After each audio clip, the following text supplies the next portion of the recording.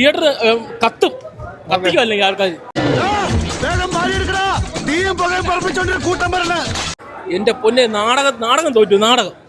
Mister Mathai, ഈ പരാജയത്തെ താങ്കൾ എങ്ങനെ നോക്കി കാണുന്നു? ഞാൻ ഇങ്ങനെ കാണുന്നു. Wild fire.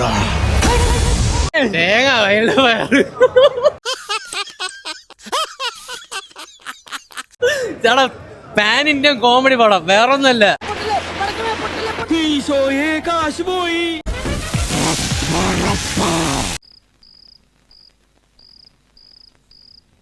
അത് രണ്ട് കൈയും കെട്ടി രണ്ട് കാലും കെട്ടി കഴിഞ്ഞാൽ നമുക്കൊന്ന് ചൊറിയാൻ പറ്റുമോ?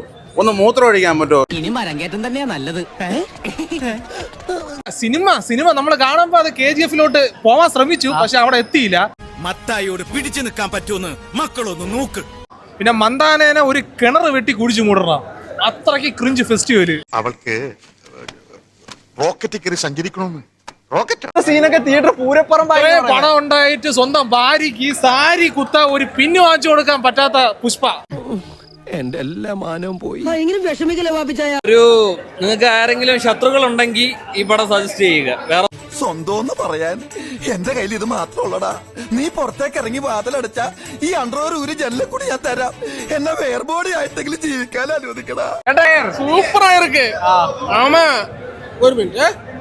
നീ സൂക്ഷിച്ചോ, ചെക്കൻ ഇത്തിരി ആക്രാന്തം കൂടുതലുള്ള കൂട്ടത്തില. പുഷ്പ താഴത്തില്ല, വേൾഡ് ഫയർ സൂപ്പർ ആയിരുന്നു.